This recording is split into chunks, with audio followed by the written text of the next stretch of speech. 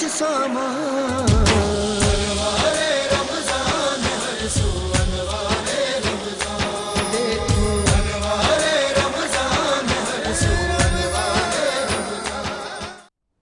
بسم اللہ الرحمن الرحیم۔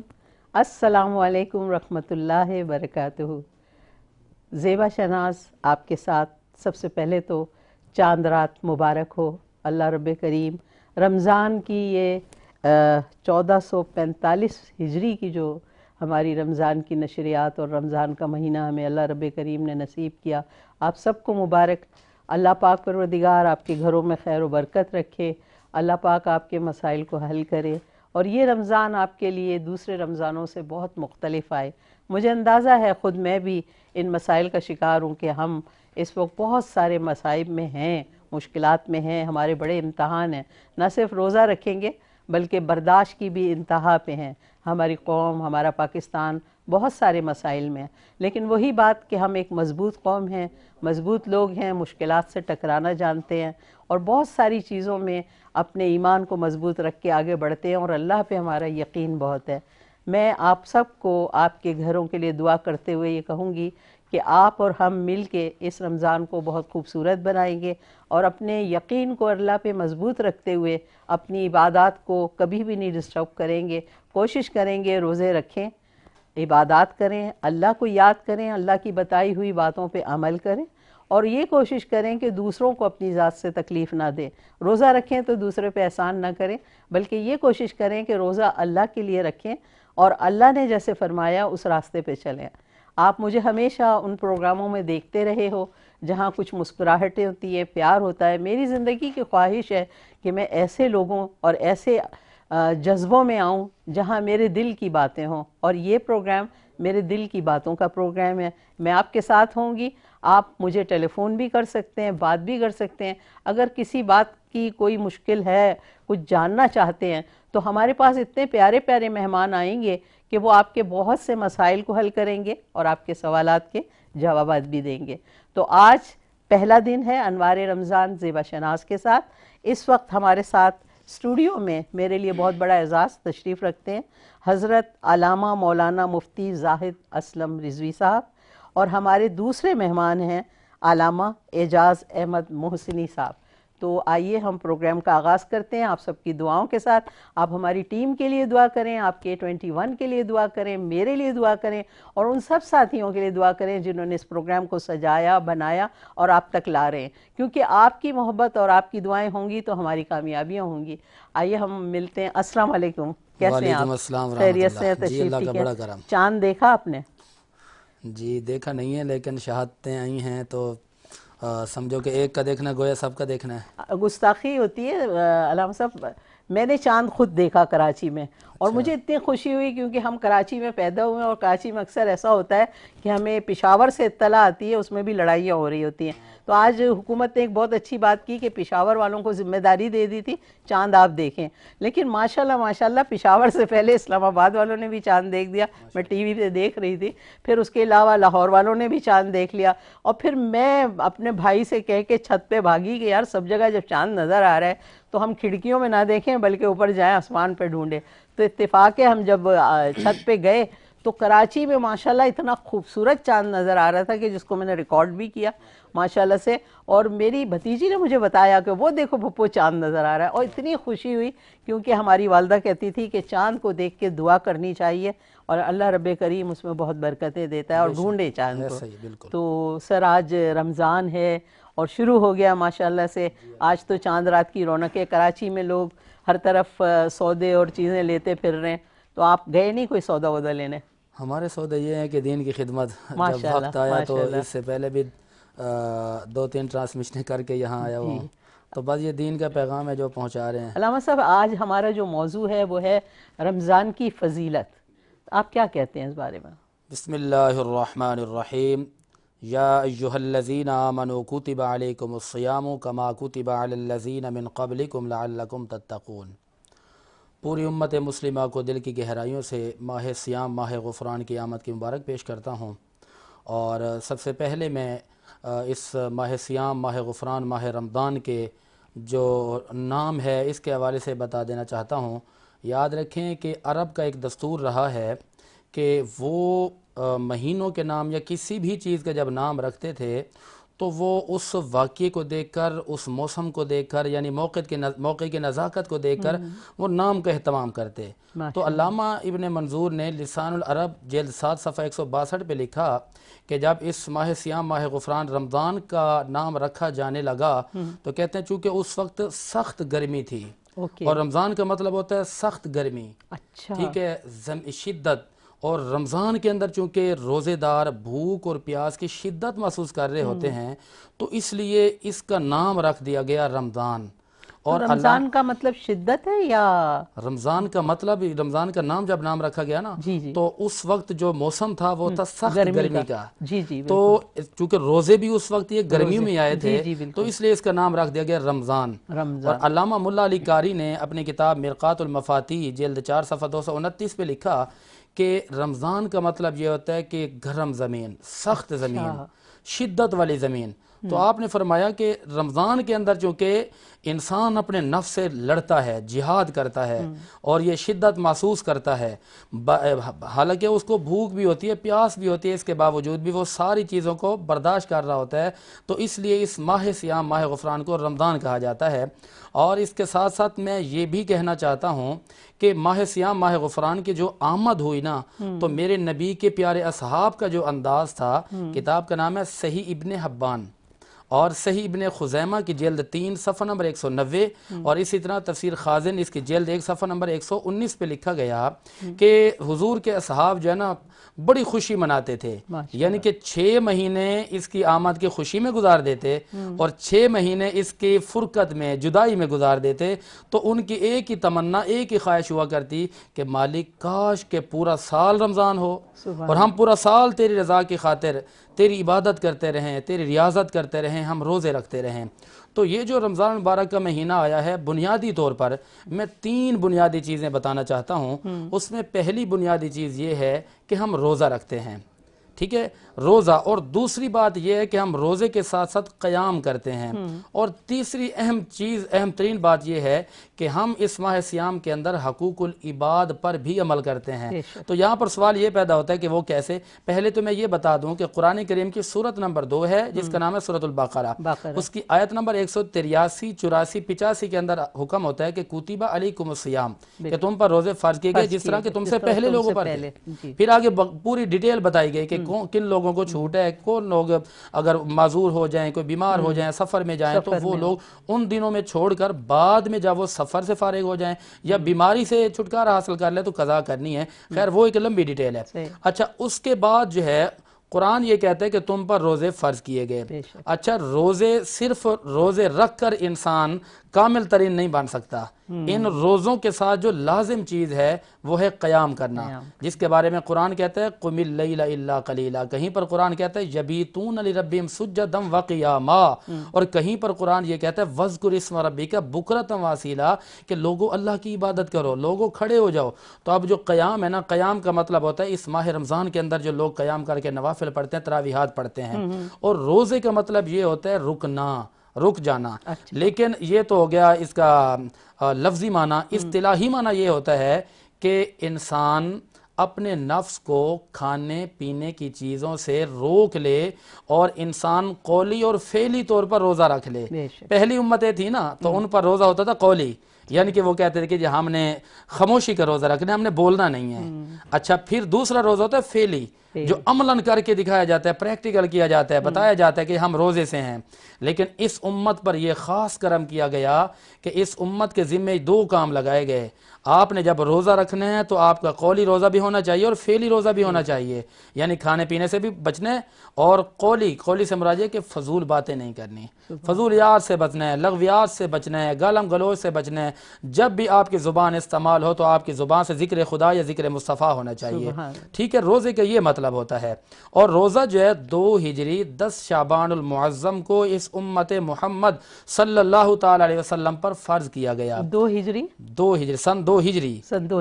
ہجری میں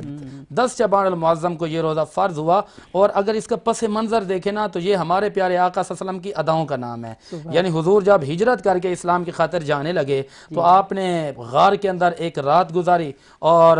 دن گزارا، تو آپ نے جو رات گزاری نا تو رات میں آپ اللہ کے آگے سر کو جھکاتے رہے، نماز پڑھتے رہے، اور جب دن کا وقت آیا نا تو ہمارے پیارے آقا صلی اللہ تعالی وسلم بغیر کھائے بغیر پیے آپ نے وقت گزارا، اور عرش اولا کے رب کو یہ ادا اس قدر پسند آ گئی کہ رب العالمین نے فرمایا کہ محبوب ہم نے قیامت تک آپ کی اس ادا کو باقی اور زندہ اور جاوید رکھ دیا ہے، جتنے بھی لوگ آئیں گے فرمایا کہ ان سارے لوگوں پر ہم نے روزوں کو فرض کر دیا ہے۔ تو اس کا پس منظر یہ ہے کہ ہمارے پیارے آقا صلی اللہ علیہ وسلم کی اداؤں کا نام ہے۔ سبحان اللہ مولانا صاحب، بہت ہی تفصیل سے اور اتنے پیارے انداز میں آپ نے بتایا۔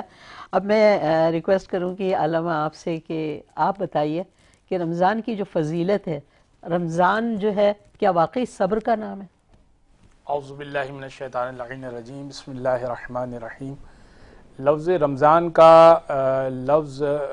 اس لفظ کا معنی یہ ہے کہ حدیث میں آیا کہ انما سمی رمضان لأن الرمضان یرمز الذنوب، کہ رمضان کو رمضان اس لیے کہا گیا۔ علامہ صاحب نے بھی ایک تعبیر بیان کی اور مختلف تعبیرات ہیں اس کی، کہا کہ حدیث میں آیا کہ انما سمی رمضان لأن الرمضان یرمز الذنوب، کہ جس طرح سے زمین پر جو پانی آتا ہے اور سورج کی تپش اس پانی کو بھاپ بنا کر اڑا دیتی ہے، اس طرح یہ رمضان آتا ہے اور تمہارے گناہوں کو اڑا کر لے جاتا ہے، اس لیے اس کو رمضان کا نام دیا گیا، کیونکہ اس کام کا نام جو ہے وہ رمضان ہے، یعنی سورج کی تپش جو پانی کو بھاپ بنا کر اڑا دے وہ کام کو رمضان کہا جاتا ہے، لہٰذا یہ رمضان وہ کام کرتا ہے کہ ہمارے گناہوں کو ختم کر دیتا ہے۔ تو ایک بات تو یہ ہو گئی۔ اب آپ نے سوال کیا کہ کیا رمضان صبر؟ جی ہاں، روزے کو صبر سے بھی تعبیر کیا گیا، اور قرآن نے یہ کہا کہ جب بھی تم مدد مانگو تو نماز سے مانگو اور صبر سے مانگو، وَاسْتَعِينُوا بِالصَّبْرِ وَالصَّلَاةِ، صبر سے مانگو اور نماز سے مدد مانگو، یعنی جب تم پریشان ہو جاؤ تو صبر سے مدد مانگو اور نماز سے مانگو۔ اب یہاں پر مفسرین نے تعبیر کی کہ یہاں صبر سے کیا مراد ہے؟ صبر سے مراد یہ ہے کہ روزہ رکھنا۔ اب آپ کہیں گے صبر یعنی روزہ، اس سے کیا مراد؟ یعنی کچھ چیزوں کو جو پروردگار نے حلال کی تھی آپ پر، اس سے بچے رہنا اور صبر کرنا، اور اپنے اوپر حرام کرنا، یہ ہے صبر کا معنی۔ لہٰذا ایک معنی میں صبر بھی کہا جائے گا رمضان کو، اور روزے کو صبر بھی کہا جائے گا۔ علامہ حجاز احمد محسنی صاحب، آپ نے کتنا مفصل جواب میرے سوال کا دیا کہ میں پوچھ رہی ہوں کہ صبر کا مطلب، اتنی خوبصورتی سے آپ نے جواب دیا، ماشاءاللہ۔ آپ مجھے یہ بتائیں کہ جب ہم لوگ روزہ رکھتے ہیں تو یہ جو جھگڑے اور لڑائی ہوتے ہیں اس کے بارے میں کیا ہے کہ جو لوگ روزہ تو رکھتے ہیں لیکن جھگڑے کرتے ہیں؟ دیکھیے اپنا اس کے حوالے سے علماء کرام اور احادیث طیبہ کے اندر باقاعدہ اس کی وضاحت بیان کی گئی ہے کہ روزہ تو نام ہی اپنے آپ سے مجاہدے کا ہے، روزہ تو نام ہی اپنے نفس امارہ کو شکست دینے کا ہے۔ آپ کا نفس یہ کہتا ہے کہ نہیں فلاں بندے کو میں بچھاڑ دوں گا، شکست دے دوں گا، میں اس کو یوں کر دوں گا، لیکن روزے نے آ کر یہ کہا کہ آپ نے اپنے نفس امارہ کو شکست دینی ہے، اور کرنا وہی ہے جو قرآن نے اور حدیث نے کہہ دیا، اور وہی کرنا ہے۔ میرے نبی نے بیان فرمایا نا کہ بخاری شریف کے حدیث سے پاک ہے، من قام رمضان ایمانا و احتسابا غفر له ما تقدم من ذنبه۔ یہ حدیث پاک جو ہے انٹرنیشنل حوالہ یہ ہے، اس کی بخاری شریف کتاب کا نام ہے، اس کی جلد نمبر 2 ہے، کتاب الصیام ہے، اور اس کی حدیث نمبر ہے 1805، اور یہی حدیث پاک مسلم شریف جلد 2 اور کتاب الصیام ہے، اور اس کی حدیث نمبر ہے 1151، اور یہی حدیث پاک کتاب کا نام ہے سنن نسائی شریف، اس کی حدیث پاک ہے 2216، اور یہی حدیث پاک جو ہے دارمی کے اندر بھی موجود ہے۔ نبی علیہ الصلوۃ والسلام نے شرط لگائی، آپ نے فرمایا کہ جس نے رمضان کے اندر قیام کیا، اگلے جو جملے ہیں نا وہ آپ کے سوال کا جواب ہے، فرمایا ایمانا و احتسابا، فرمایا کہ ایمان کے ساتھ اور اپنا محاسبہ کرتے ہوئے جس نے اس ماہ سیام کے اندر قیام کیا تو عرش اولا کا رب اس کے جو پہلے کے گناہ ہیں وہ معاف فرما دے گا۔ تو یہ جو جملہ ہے نا ایمانم و احتسابا، یہ وہ ہے کہ اپنے گریبان میں جھانکنا، اپنے آپ کو پڑھنا، اپنے ضمیر کو پڑھنا، اپنے آپ کو ذرا پرکھنے کی کوشش کرنا۔ فرمایا کہ رب کو پہچاننے سے پہلے ضروری ہے کہ اپنے آپ کو پہچان۔ سبحان اللہ۔ جو اپنے آپ کو پہچان لیتا ہے وہ رب کو پہچان لیتا ہے۔ تو روزہ رکھنے سے پہلے ضروری ہے کہ اپنی تمام تر مفادات، تمام تر خواہشات، نفس ہمارا کو شکست دے کر خالق کی بارگاہ میں آنا ہے۔ علامہ اعجاز حسین محسنی صاحب، آپ احمد محسنی صاحب، آپ مجھے یہ بتائیں کہ یہ جو روزہ رکھتے ہیں کیا یہ کسی پہ احسان کرتے ہیں یا اپنے لیے کوئی نیک کام کر رہے ہوتے ہیں؟ کسی پہ تو احسان نہیں ہے، تو ایسا اور کیوں لگتا اللہ ہے؟ نے کہا کہ اس کی علت بیان کی کہ کتب علیکم الصیام کما کتب علی الذین من قبلکم لعلکم تتقون۔ یہ جو لعلہ ہے نا، شاید تم متقی بن جاؤ، یعنی ابھی بھی ڈاؤٹ ہے کہ یہ پریکٹسز تو 1 مہینے کی ہیں کہ تم کھاؤ گے پیو گے نہیں، اور دیکھیں کھانا پینا شاید کوئی بچ جائے۔ مولا علی کی حدیث ہے، مولا فرماتے ہیں کتنے ہی راتوں کو جاگنے والے ایسے ہیں، عبادت گزار ایسے ہیں جن کو فقط کھڑے رہنے کی زحمت کے سوا کچھ بھی نہیں ملا، اللہ، اور کتنے ہی روزے دار ایسے ہیں جن کو بھوک و پیاس کی برداشت کرنے کی زحمت کے سوا کچھ بھی نہیں ملا، انہوں نے فقط بھوک و پیاس برداشت کی۔ در حقیقت جو ہمیں اپنی اصلاح کرنی ہے وہ اصل ہدف ہے نا، یعنی روزے کے ذریعے سے متقی بننا ہے، روزے کے ذریعے سے پروردگار کی جانب قدم بڑھانا ہے۔ تو اگر وہ ہم اصلاح کی طرف اگر نہیں بڑھ رہے، یعنی ایک روزہ میرا گزر رہا ہے اور میں وہی سب کر رہا ہوں جو گزشتہ رمضان، گزشتہ پہلے اس روزے سے پہلے کر رہا تھا میں، اور وہی حالت روزہ میں بھی کر رہا ہوں اور روزے کی بات بھی کر رہا ہوں، تو میں یہ تو الزام نہ دوں نا کہ یہ شیطان مجھ سے کرواتا ہے، شیطان تو قید ہو گیا ہے۔ صحیح ہے۔ اب یہ کون کروا رہا ہے؟ اب یہ تمہارا نفس کروا رہا ہے، اب یہ تمہاری خواہشات نفسانی ہے جو تمہیں کروا رہی ہے۔ اس کا مطلب یہ ہے کہ تم خود یہ چاہتے ہو۔ پروردگار نے رمضان میں شیطان کو بند کر کے انسان کو یہ بتا دیا کہ کچھ کام ایسے ہیں جو تم خود چاہتے ہو کہ تم کرنا چاہتے ہو۔ علامہ صاحب، آج پہلا دن ہے، ہمیں کیا اپنے لیے، اپنے اوپر کیا چیز کو پابند کرنا چاہیے کہ اب ہم اس رمضان میں اپنے سے کیا عہد کریں کہ آج پہلا روزہ رکھیں گے، پہلی چاند کی رات ہے، پہلا روزہ ہے، تو آج کے بعد 1 مہینے تک جب ہم عبادات اور روزے پہ جائیں گے تو کیا اپنے سے کیا وعدہ کرنا چاہیے؟ میں رسول کی ہی حدیث کوٹ کرتا ہوں۔ رسول نے ایک بہت طویل خطبہ دیا تھا، انشاءاللہ اس کو ہم ڈسکس کریں گے انشاءاللہ۔ اس میں بہت ساری کرنے کی باتیں بتائی تھی کہ یہ خطبہ رسول خدا نے شعبان کے بالکل آخر میں دیا تھا، تو یہ خطبہ شعبانیہ کے نام سے منقول ہے رمضان سے متعلق۔ اس کا جو آخری جملہ ہے نا، وہ میں آپ کے سوال کا جواب میں پیش کر دیتا ہوں۔ رسول نے پوری بات بیان کر دی کہ تمہیں کیا کرنا چاہیے، کس چیز سے بچنا چاہیے۔ آخری جملے میں رسول نے حاصل کلام گفتگو کی، جو رسول نے فرمایا کہ اِنَّا أَبْوَابَ النِّيرَانِ مُغَلَّقَةٌ، کہ دیکھو اس ماہ کے اندر پروردگار نے جہنم کے دروازے بند کر دیے ہیں، تم خدا سے دعا کرنا اللہ وہ دروازے تم پر نہ کھول دے، اللہ، اور اس ماہ میں جنت کے دروازے اللہ نے کھول دیے ہیں، تم خدا سے دعا کرنا تم پر وہ بند نہ کر دے، ایسے کام نہ کرنا کہ وہ دروازے جنت کے تم پر بند ہو جائیں۔ سبحان اللہ۔ آپ کیا کہتے ہیں کہ ہم لوگ جب روزہ رکھتے ہیں، جب ہم نیت کرتے ہیں کہ آج ہم نے پہلا روزہ رکھا، تو نیتوں میں کیا ایسی بات ہونی چاہیے کہ ہم پابند رہیں پورے ماہ رمضان کے کہ ہم نے روزہ بھی رکھنا ہے، ہم نے صبر بھی کرنا ہے، اپنے نفس کو بھی کنٹرول کرنا ہے، اور اپنے رشتہ دار عزیز ان کا بھی حق ادا کرنا ہے، ان کا بھی خیال رکھنا ہے، کیونکہ یہ رمضان کے شروع میں آدمی ایک وعدہ کر لے اپنے سے، تو اپنے آس پاس اپنے بہن بھائی، اپنے غریب دوست، ان کے لیے بھی یہ وعدہ ہونا چاہیے کہ جہاں ہم روزہ رکھتے ہیں وہاں ان کے لیے بھی تو کچھ سوچ لیں۔ کیا آج کے دن ہمیں اللہ سے وعدہ کر کے نماز میں اپنے اللہ سے سوچنا چاہیے کہ کس طرح ہم اپنے رشتہ داروں کا، اپنے بہن بھائیوں کا خیال رکھیں گے جو مشکلات میں ہیں، اور ان کا ہمیں ساتھ دینا چاہیے؟ دیکھیے جی، بنیادی طور پر تو پیارے آقا صلی اللہ علیہ وسلم کی ایک حدیث پاک ہے، انما الاعمال بالنیات، کہ آپ کے ٹوٹلی اعمال کا دار و مدار آپ کے نیتوں پر ہے۔ نیت کے اندر اگر فطور ہے تو اعمال قابل قبول نہیں ہیں، اگر دل کے اندر پاکیزگی نہیں ہے اور اوپر سے سارے ہی ہم نیکیاں کرتے جا رہے ہیں تو ہماری وہ نیکیاں قابل قبول نہیں ہوں گی، کیونکہ انما الاعمال بالنیات۔ نمبر 2، دوسری بنیادی بات یہ ہے کہ جب ابلیس کو جنت سے نکالا گیا تھا نا تو فرمایا کہ فخرج منہا فإنک رجیم، تو اس سے نکل جا، تو لعنتی ہے قیامت تک، کیونکہ وہ یہ کہہ بیٹھا تھا کہ میں ہوں، انا خیر منہ خلقتنی من نار، تکبر کا کچھ تھا، ہاں تکبر کرنے لگا، میں ہوں۔ لیکن میں جو بات کہنا چاہتا ہوں تو اس نے یہ کہا کہ فَأَنذِرْنِي إِلَىٰ يَوْمِ يُبْعَثُونَ قَالَ فَإِنَّكَ مِنَ الْمُنذَرِينَ إِلَىٰ يَوْمِ الْوَقْتِ الْمَعْلُومِ، کہنے لگا جی مجھے تو نکال دیا لیکن مجھے مہلت چاہیے۔ اچھا، جو اتنی لمبی گفتگو ہے تو اس کے اندر اس نے آخر میں کیا کہا؟ کہتے ہیں فَبِعِزَّتِكَ لَأُغْوِيَنَّهُمْ أَجْمَعِينَ، اگر میں جنت میں نہیں رہا نا تو میں لوگوں کو نہیں آنے دوں گا۔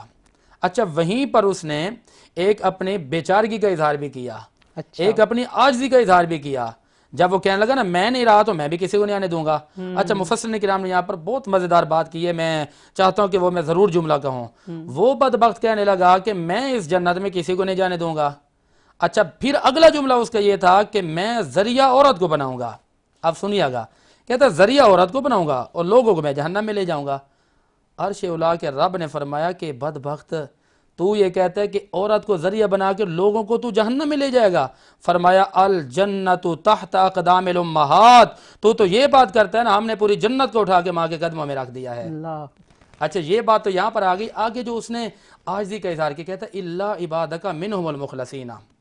مگر تیرے جو خالص بندے ہیں، مخلص بندے ہیں، جو پہلے دن سے عمل سے پہلے تہیہ اور اخلاص اور اس بات کا وعدہ کرنے والے بندے ہیں کہ ہم جو بھی نیکیاں کریں گے اللہ کے لیے کریں گے۔ تو یہ آج کی جو پہلی رات ہے نا، تہیہ کریں اعمال بالنیات، تہیہ کریں کہ اخلاص کے ساتھ ہم نے کام کرنا ہے۔ اور پھر تیسرا وعدہ اپنے آپ سے یہ کر لیں، اپنا محاسبہ کریں کہ جی ہم نے یہ کرنا ہے کہ خالی حقوق اللہ پر عمل کر کے جنت میں بندہ نہیں جا سکتا، ٹھیک ہے نا۔ ایک بندہ مجاہد ہے، شاہد ہے، غازی ہے اور بہت بڑا مجاہد ہے، جب وہ اللہ کی بارگاہ میں پیش کیا جائے گا نا، حکم ہوگا کہ جنت میں جاؤ۔ جب جنت کے دروازے کے قریب جائے گا تو دروگہ جنت روک لیں گے،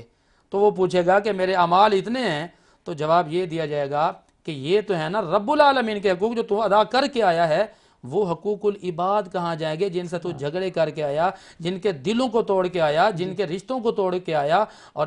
جب تک تو ان سے جا کر معافی نہیں مانگے گا نا، اور جب تک وہ معاف نہیں کریں گے تو جنت میں جا نہیں سکتا۔ سبحان اللہ۔ علامہ اعجاز احمد محسنی صاحب، آپ یہ بتائیں کہ آج پہلی سحری ہوگی، پہلا روزہ رکھنے کی نیت ہوگی، تو اس وقت ہمیں کیا کرنا چاہیے اپنے ان لوگوں کے لیے جن کو ہم سمجھتے ہیں کہ ان کو بھی اپنے دماغ میں لانا چاہیے، ان کا خیال رکھنا چاہیے، تو کیا وعدے کرنا چاہیے اپنے سے؟ یعنی جن سے ہم نے قطع تعلق کیا ہے، قطع تعلق بھی ہے، ہمارے وہ لوگ جو ہمارے رشتہ دار ہیں جن کو ہم سالوں پوچھتے نہیں ہیں، ایسے بھی ہیں جن کے بارے میں جانتے ہیں کہ ان کو تکلیف ہے لیکن ان کا ساتھ نہیں، تو کیا صرف روزہ رکھنے ہی سے ساری معافی ہوگی؟ کیا حقوق العباد کی طرف؟ دیکھیں جو میں عرض کر رہا تھا آپ کی خدمت میں کہ رسول اللہ نے کرنے کے کاموں میں سے ایک کام یہ بھی فرمایا کہ وَصِلُوا أَرْحَامَكُمْ، اپنے رشتوں کو نبھاؤ، اس مہینے میں رشتہ داریاں جوڑو۔ اور جو شخص رشتہ داریوں کو قطع کرتا ہے، 3 مرتبہ پروردگار نے اپنا دشمن کہا ہے قرآن میں، اور اس پر نفرین اور لعنت فرمائی ہے۔ قرآن میں 3 مرتبہ ایسا فرمایا ہے کہ اپنا دشمن اور لعنت فرمائی ہے وہ جو رشتہ داریاں کاٹتا ہے۔ اور وہ جو رشتہ داریاں کاٹتا ہے نا، میں ایک مختصر سی بات کروں گا جی فرمائیں کہ دیکھیں یہ جو رشتہ داریاں کاٹ رہے ہیں اور یہ سمجھ رہے ہیں کہ ہم اللہ کے سامنے سر بسجود ہوں جی اور اللہ سے قریب ہوں، جی ہاں، یہ کام کا نہیں ہے۔ نہیں ہے، اس لیے کہ اگر تو خدا کے پاس جانا ہے تو خدا کہتا ہے کہ میں بندوں سے قریب ہوں، صحیح ہے، بندوں کے ذریعے سے پروردگار کو تک پہنچنا ہے۔ بالکل، خود ایک شخص آیا امام موسیٰ کاظم علیہ السلام کے پاس، جو امام جعفر صادق کے بیٹے ہیں جی اور فقہ جعفریہ جن کی ہے، جن کی طرف منسوب ہے، جی ان کے پاس ایک شخص آیا، بڑا خوبصورت واقعہ، بہت مختصر واقعہ ہے۔ اس نے کہا کہ فرزند رسول، میرے چچا کے بیٹے نے مجھ سے قطع تعلق کر دیا، رشتہ داری کاٹ دیے، اور اس سبب سے کہ میری ملکیت میں جو زمین آنی تھی وہ زمین میرے باپ کے مرنے کے بعد، میرے چچا کے مرنے کے بعد وہ حصہ ہونی تھی، وہ حصہ اس نے لے لیا ہے۔ اب وہ مجھ سے ملتا نہیں ہے کہ کہیں زمین میں حصہ نہ مانگ لوں، تو اس نے مجھ سے رشتہ داری کاٹ دیے۔ جب آپ کے کہنے پر میں اس سے ملنے جاتا ہوں تو مجھے دروازہ کھول کے گالی دیتا ہے، کہ یہ دیکھتا ہے کہ میں آیا ہوں ملنے کے لیے، گالیاں دیتا ہے اور مجھ سے دروازہ بند کر دیتا ہے اور بات نہیں کرتا۔ کہیے آپ کہ میں کیا کروں؟ امام نے کہا کہ تم پھر بھی ملنے جاؤ۔ اس نے کہا کہ کس سبب سے آپ مجھے کہتے ہیں کہ میں ملنے جاؤں جبکہ وہ مجھ سے اس طرح سے پیش آتا ہے؟ امام نے کہا کیا وہ گناہ کرے تو جواب میں تم بھی گناہ کرو گے؟ جواب میں گناہ کیا جائے گا، یعنی کوئی کہتا ہے نا کہ اس نے تو گالی دی ہم بھی گالی دیں، کیوں دیں؟ یعنی اس نے قطع تعلق، آپ فقط ایک لوگ کہتے ہیں ہم کیسے رشتہ، آپ ایک سلام کر دیجئے، ایک میسج کر دیجئے، ایک فون کال کر دیجئے، حال احوال پوچھئے۔ ضروری نہیں ہے کہ آپ ان کے ساتھ، انہوں نے ہمیں شادی میں نہیں بلایا تھا ہم بھی شادی میں نہیں بلائیں گے، انہوں نے ہمیں افطار پہ نہیں بلایا ہم بھی افطار پہ نہیں بلائیں گے، انہوں نے ہمیں 500 کا لفافہ دیا تھا ہم 500 کا لفافہ ہی دیں گے۔ تو علامہ صاحب اس کا، میں سوری آپ کی بات کاٹ رہی ہوں، اس کا مطلب یہ ہے کہ جہاں ہم لوگ اس تیاری میں ہوتے ہیں رمضان میں کہ بہت ساری افطاریاں لانی ہیں، بہت سارے سودے لانے ہیں، شاپنگیں کرنی ہیں، کھانے بنانے، تو وہاں سب سے پہلے رمضان میں اپنے رشتہ داروں سے ضرور کانٹیکٹ کرنا چاہیے، ان سے سلام دعا کریں، ان کی خیریت پوچھیں۔ یہ فقط رمضان کا نہیں ہے، یعنی یہ ہم نے پیغام رمضان کیوں بنایا ہے کہ رمضان میں رشتہ داریاں جوڑنی ہیں، پورا سال رشتہ داریاں جوڑے رکھنی ہیں۔ جی ہاں، نہیں وہ تو پورے سال تو ہے، لیکن ہم جیسے پیغام رمضان تو ہے وَصِلُوا أَرْحَامَكُمْ، رشتہ داریاں جوڑو۔ رشتہ داریاں اگر قطع کی ہوئی ہیں تو رمضان نے تو خاص رمضان کی فضیلت ہے کہ صرف یہ تیاری نہیں کرنی ہے کہ رمضان میں گھر میں ہر چیز لا کے رکھ دو، روزہ رکھیں گے، نماز پڑھیں گے، بلکہ یہ زیادہ خیال رکھنا ہے کہ آپ کے آس پاس آپ کے رشتہ دار، آپ کے بہن بھائی، ان سے بھی آپ نے رابطہ کرنا ہے، ان کی بھی خیریت پوچھنا ہے، ان کا بھی خیال رکھنا ہے۔ تو علامہ صاحب بہت اتنا خوبصورتی سے آپ دونوں حضرات یہ گفتگو کر رہے ہیں، اور میں اس کو جب سن رہی ہوں تو بہت ساری چیزوں کی معلومات ہو رہی ہے۔ اب ہم اس وقت ریکویسٹ کریں گے، ہمارے ملازم حسین سلطانی صاحب ہمارے ساتھ تشریف رکھتے ہیں، ماشاءاللہ بہت جانی پہچانی شخصیت ہیں اور لوگ آپ کو بہت پسند کرتے ہیں۔ تو ہم نے اتنی لمبی گفتگو کی اور آپ بڑے صبر اور ضبط سے سب سن بھی رہے تھے۔ کئی چیزیں ایسی ہوتی ہیں لوگ بولتے ہیں ہمیں تو یہ پتہ ہے، تو بات یہ ہوتی ہے کہ ہم انسانوں کو جتنا بھی کچھ پتا ہو اس کو ریپیٹ کرنا بہت ضروری ہے۔ جب تک ہم ایک دوسرے کو بتاتے نہیں رہیں تو اگلے کو پتہ نہیں چلتا، لیکن آپ نے جو صبر کیا تو اب ہمیں آپ سے ایک بہت اچھی سی نعت سننی ہے، اور آپ کی مسکراہٹ کے ساتھ ہم اس نعت میں کھونا چاہتے ہیں۔ بہت شکریہ۔ میری بات بن گئی ہے، میری بات بن گئی ہے، تیری بات کرتے کرتے صلی اللہ، تیری بات کرتے کرتے تیرے شہر میں بھی آؤں، تیرے شہر میں بھی آؤں، یہ کلام پڑھتے پڑھتے صلی اللہ، یہ کلام پڑھتے پڑھتے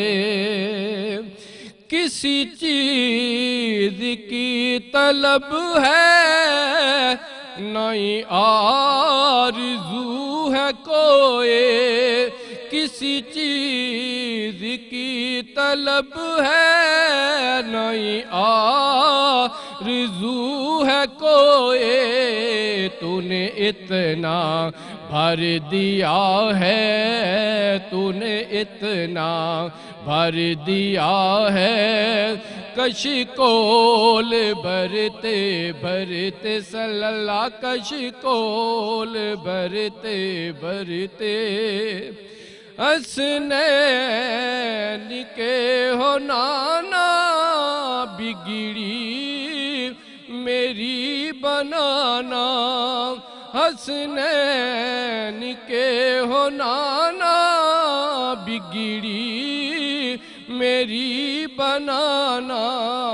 ملے پل جتن کا صدقہ ملے پر جتن کا صدقہ یہ کلام پڑھتے پڑھتے صلی اللہ یہ کلام بڑھتے پڑھتے میرے سونے گھر میں کبھی رونقیں عطا ہو میرے سونے گھر میں کبھی رونقیں عطا ہو میں دیوانہ ہو گیا ہوں میں دیوانہ ہو گیا ہوں تیری راہ تکتے تکتے صلی اللہ تیری راہ تکتے تکتے ایک خوبصورت شعر آپ کی سماعتوں کی نظر کرتا ہوں جس نے سمجھ لیا ہے کہ نام نبی شفا ہے جس نے سمجھ لیا ہے کہ نام نبی شفا ہے دیکھو وہ بچ گیا ہے دیکھو وہ بچ گیا ہے بیمار مرتے مرتے صلی اللہ بیمار مرتے مرتے سبحان اللہ سبحان اللہ ماشاءاللہ آپ اتنی خوبصورتی سے پڑھتے ہیں کہ واقعی آپ دیکھیں میں بالکل چلی گئی کہیں اور ماشاءاللہ زبردست یہ اس ٹیم کی دعائیں ہیں بس چل رہے ہیں اب میں ناظرین آپ یقین کریں کہ میں پتہ نہیں کہاں چلی گئی تھی شاید میں مدینے کی گلیوں میں کہیں نکل گئی تھی آپ اتنی خوبصورت باتیں اتنی خوبصورت محفل سے لطف اندوز ہو رہے ہوں گے کیونکہ ہمارے دین ہی میں سب کچھ ہے اس وقت ہم جا رہے ہیں ایک چھوٹی سی بریک پہ مجھے امید ہے کہ آپ ہمارے ساتھ رہیں گے بہت شکریہ